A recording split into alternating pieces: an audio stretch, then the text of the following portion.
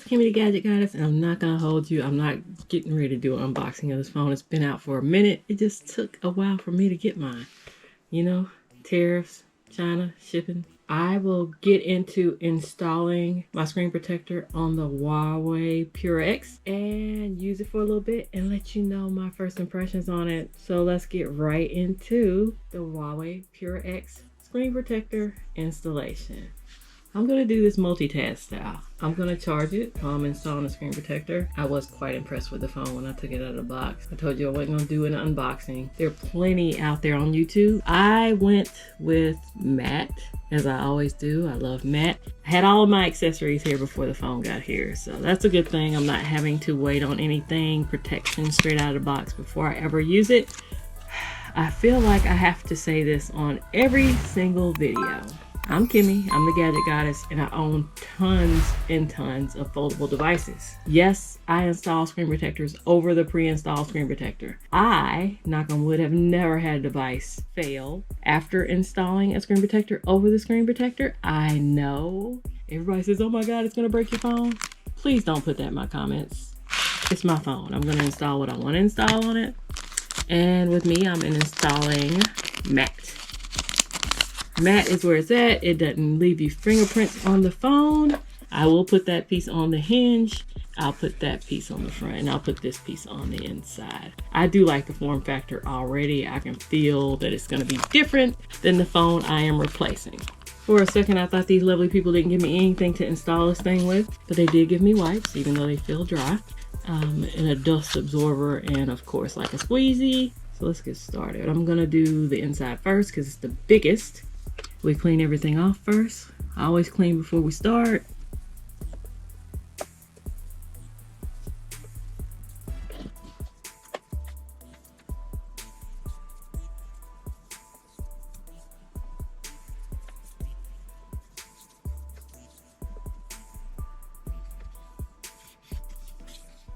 These things are labeled 1, 2, 3. You do them in that order. Try not to stray away from the instructions. So we'll go with 1, which is more or less a dust remover. I usually turn my screen on to try to match this, but I can already see I'm too far to the left.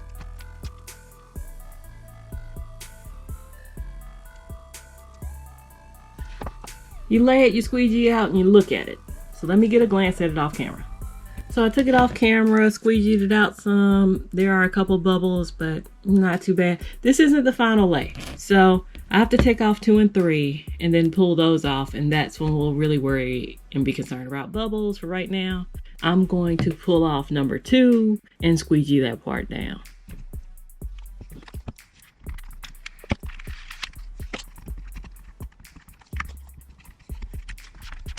And then we'll do number 3. Again, you treat it like it's the final install, even if it's not. There's another couple pieces that have to come off. But the best way to perfection is, you know, how you practice is how you play the game, right? I always shoot one of those way across the room. So I see another bubble that I think is in the protector. You can never really tell if it's the protector or the piece between. That looks like that's in the protector. I like these because even if you make mistakes within 24-48 hours, usually those bubbles fall out. The last step for this section of the phone is to pull off the top. So this isn't the matte. It is actually a layer between that and the actual screen protector. So it's really 3 layers. So I try to pull up an edge, pull it off, and this should be closer to our final product. Couple of bubbles, but again, you will get pictures of the final result. Just stick around to the end. But in all fairness, I think I did a pretty decent job.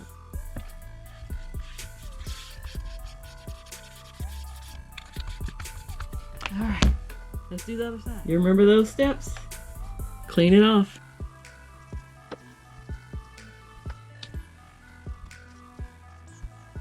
And you dry it off.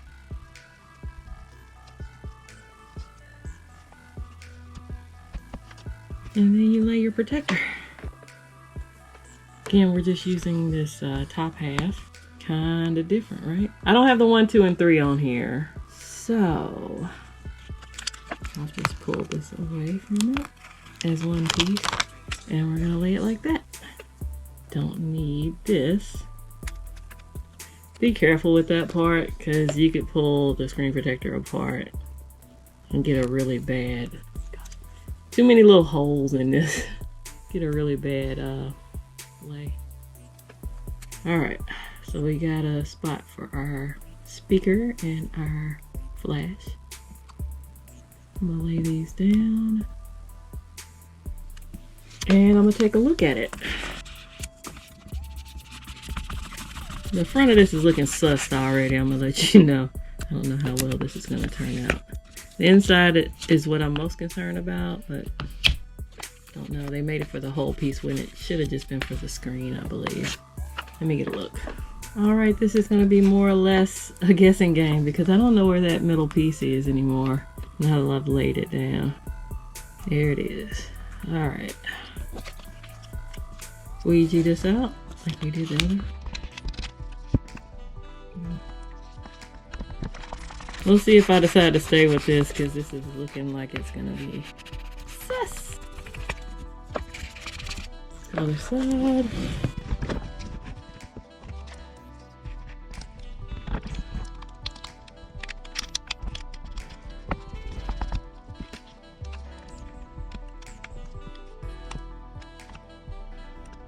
Not liking this so far, people. I usually tell you to trust the process, but yeah, that piece came up.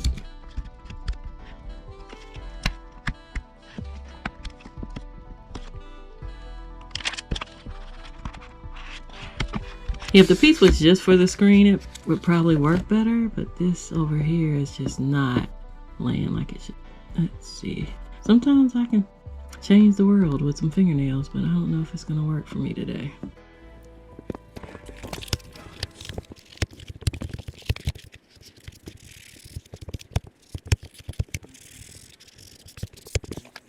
Alright, this is just after the install.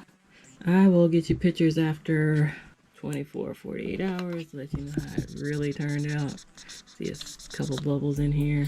Again, I'm not a fan of this like halo around the screen thing that's going on, but it is what it is. It's still matte, so I'm gonna give it its time like I do with all the others. I'm not gonna just rip it off.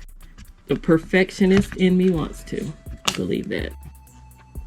Last but not least, I want to do the hinge. I do like when phones can stand on their own, just like all the others.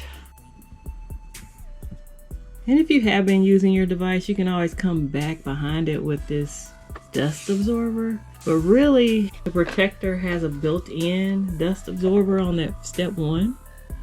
Although the step 1 is really tough on the front and it's going to be tough on this side. Steady hands. Here's my piece. I have other pieces that are stuck to my fingers right now. And I'm just gonna see as close as I can get that to be in center. It does not go edge to edge. Let me take a look at this. Alright, there's very little stick on there. You can see like a little thin line right there. That's about all the stick you're getting.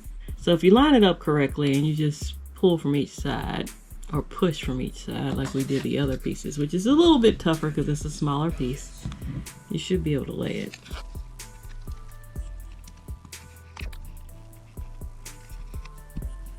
I try to make sure it's even on both sides too. And let's do this side.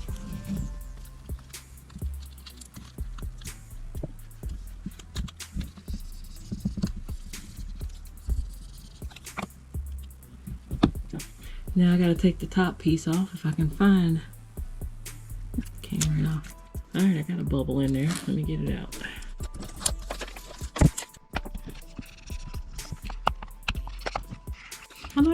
A nice clean install. I like a nice clean install.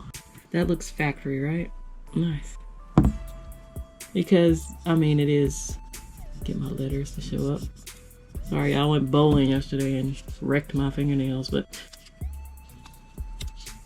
so far, the most bubbles are in the front, understandably so, because it's so complicated to get that piece on. That's probably the hardest install I've had since I started installing screen protectors. And it came with a clear case. I'll just put the clear case over it, and I will take pictures for you 24 to 48 hours later, let you know how it came out. On to the first impression. Hey, I'm back, and it's been about a week. I've been enjoying my Huawei devices. After a week with this phone, I have some pros, I have some cons. I'm just gonna say, if you're trying to use this device in the US as your daily driver, it's likely to be a no-go for you. And I'm gonna tell you why here in a second, unless it receives some great updates. For me, it works because it works in the same capacity that I was using my Xiaomi Flip, and that's what I will use this phone like. So let me get into my pros and cons, because like I said, it's only been a week. These are just first impressions. I have received 3 updates since I got this phone. I haven't noticed any huge changes other than there was an issue with having to go through a 3rd step to get pictures, videos, and things of that nature to be able to just send them via text message or to send them via social media. It took an extra step to do that prior to one of those updates. I can't tell you which one because like I said, I've had 3. I will tell you that there's another update that's floating in the wild that I see somebody says you can take the applications outside of the container. So let me get into the container since we are talking about that now. This is my home screen. And as you can see on my home screen, you know, when you open up my phone, here is where it lies. Don't worry, I don't live on Robinson Church Road. Just have to say that for the people who are like, oh, you're giving out all your information. I'm not. On my second screen, these are my apps that I have downloaded that are basically out of Google or whatnot, because the Huawei store is very limited at this time when it comes to applications that I use in my daily life. Like, I'm trying this phone out to see if I can wean myself from some of that Google lifestyle. But as of now, there are certain things that I still desire that I thought might appear in the App Store for Huawei, and it's not there yet. So I used Huawei Abroad. That's this green app down here at the bottom. And some of these apps were in Huawei Abroad. If the app is not in Huawei Abroad, you can just go into Chrome and you type in whatever the app's name is. So let's say let me do DoorDash, not .com, APK. And so you see the DoorDash pops up there as a Google search, but I want to find it in the Play Store. So when it comes up in the Play Store, I want to select that one. So then it opens up the Abroad app, and then I tap this down here and it will download the application on the Abroad app. Kind of slow. I'm in the basement, far away from Wi-Fi, probably bad in coverage. So after it would download there, it's going to show up in the application container, which is out here. Now, while you're asking, maybe you're like, hey, what's going on with the application container? It stores all your apps there, but yeah, when you have updates, they show up here. Looks like I might have some. Okay, the updates are here, and there's my updates. So I need to update those. They don't update via the Google Store because I don't have the Google Store. I'll let those update while I tell you some more about this phone. Most of my most important apps, I think I have MLB. I don't have NFL. But again, that's not really why I say this couldn't be somebody's daily driver, because I'm sure there are workarounds to that, because I even got like my DoFu app where I watch games that aren't televised. That being said, I showed you Easy Abroad and how that kind of works, and finding apps that aren't in the Easy Abroad application. Oh, I do have NFL. I lied, it's there. I do have banking apps. Banking apps do work on this phone. Wi-Fi calling works on this phone. I have an IR blaster. I'm going through my positives right now, just to let you know. My favorite app, which a lot of people probably won't care for or don't care to use, is the assistant. And you say, okay, she speaks Chinese. Why do you like the assistant?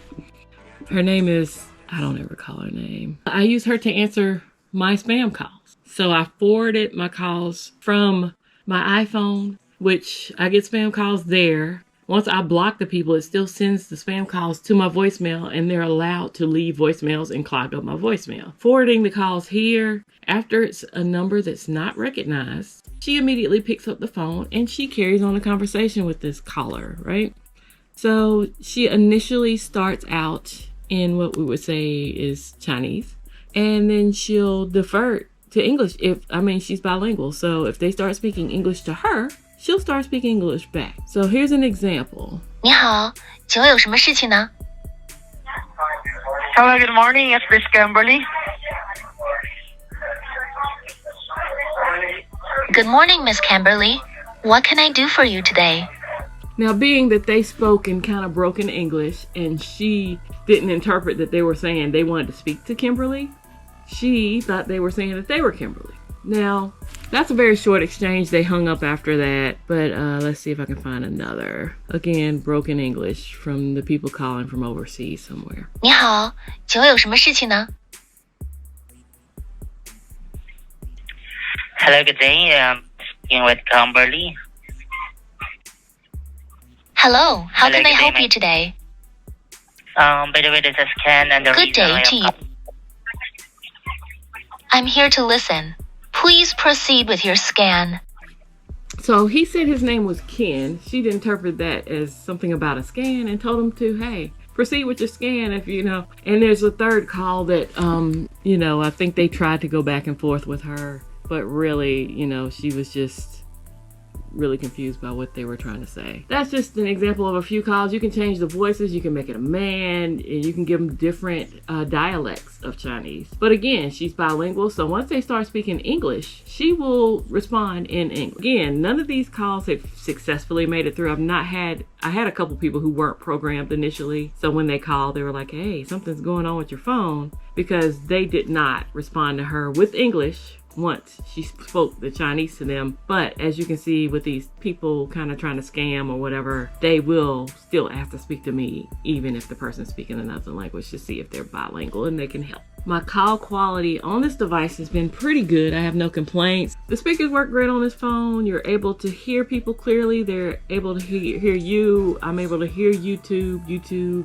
has some of the best quality on a foldable I've had because there are no black bars. For the most part, I've had them on all of my foldable devices. Kind of happy to see those go away. Shortcuts on both sides of the phone.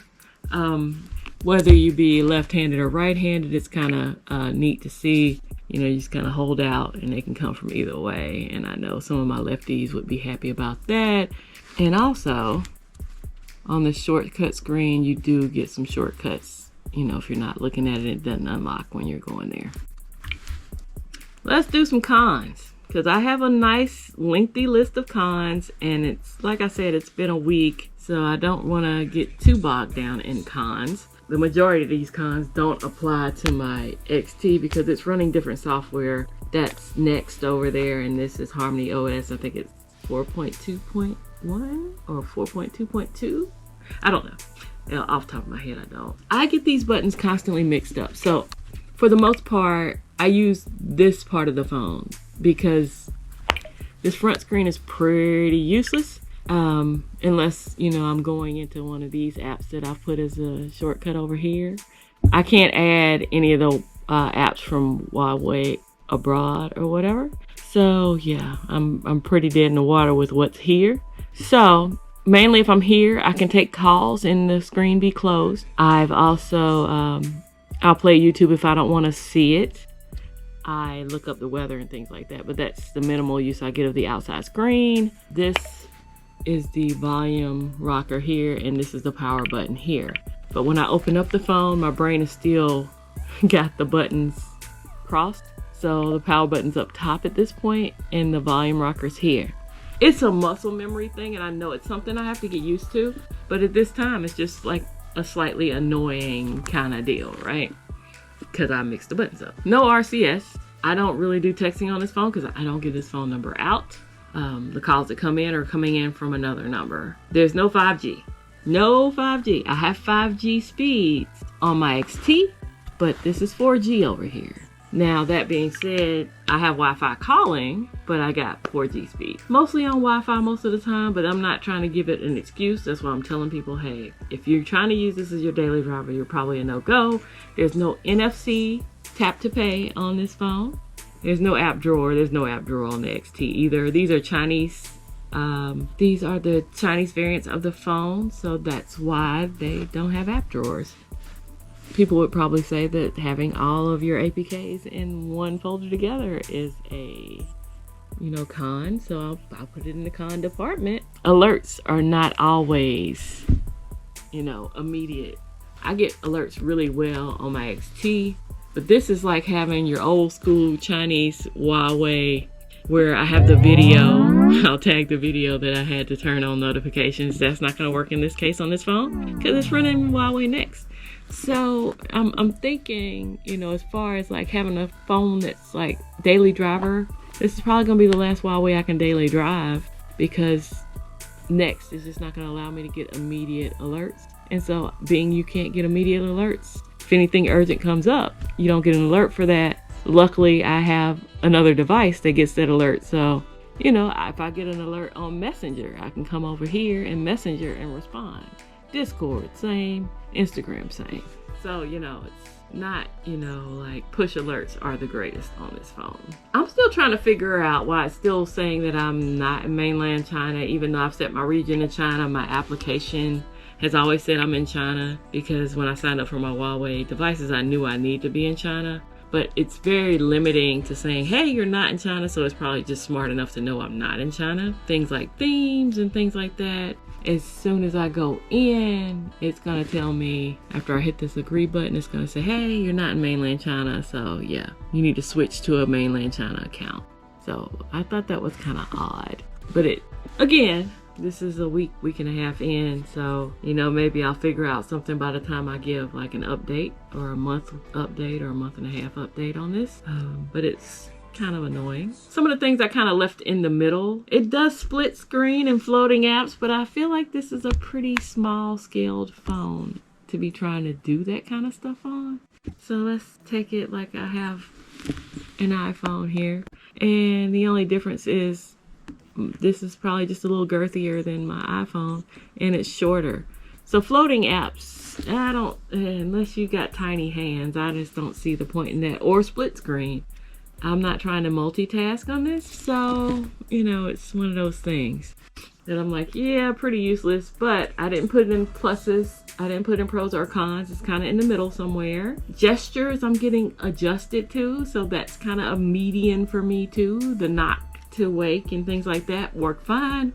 I can notice that if I'm at work and I just happen to hold my hand up to do something like I'm holding my hand up now, I'm not really trying to gesture to anything, but you can move the screen up and down with your hand. It's not really responsive to my hand like I would like it to be, but yeah, it's supposed to work with gestures, so maybe I need to play with them more to figure them out. The hand gesture for me is a struggle or a hit and miss. I have a few photos that I have taken in the past week. I did go to the beach. I didn't get any lovely shots of the beach. I got some video from my balcony. I recorded a video. I used this camera versus the inside camera.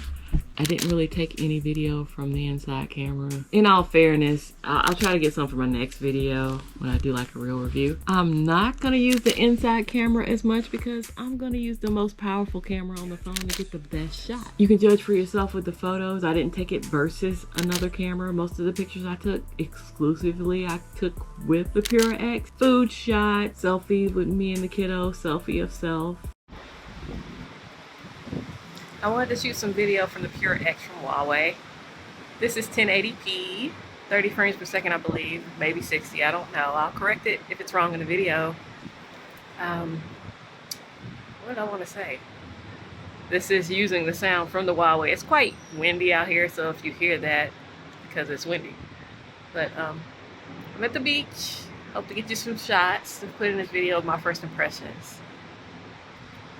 I'm gonna wrap this up in a tidy little bow for you and tell you that I think I'm gonna carry this without a case. I bought accessories for this phone, but I don't know. I just feel like this is like my first phone I want to carry without a case. Huawei was nice enough to put some little adhesive right here. It's not overly glued to the phone. So there's two little adhesive strips to hold there, and the back isn't held on by anything at all. My matte protectors are holding up well. I'll put pictures of those in there for you. I'm waiting. I got a glass camera protector coming in. So once that comes in, I'll go caseless on this, because if I drop it at that point, I know I am not damaging my camera. I mean, I haven't dropped this one yet. I have dropped my Mate XT and everybody's like, oh, it's so fragile, it's gonna tear up, and I didn't break anything. I did have to replace the camera protector on the back. So I'm really big on camera protectors, not so big on third-party cases. Like all the third-party cases I bought for this, I don't use. I do have a case video coming for this one. It's an OEM case for the Huawei Pura X. Huawei sold a case for it. It's a 3D case. So that'll probably be my next video before you see any more updates on how much I like or dislike this phone. And this is where I'm gonna end my video. I would like to thank you for stopping by and checking out my screen protector installation and first impressions of the Huawei Pura X. If you've enjoyed this video, please hit the like button. If you've enjoyed multiple videos on this channel, you might want to consider subscribing. Subscriptions are free, membership costs, and memberships have privileges. If you'd like to see what those privileges are, please click on the join button. I'd like to thank you for your time, because time is money, and I hope to catch you on my next video on this channel, or catch you on a Talking Tech Tuesday live stream.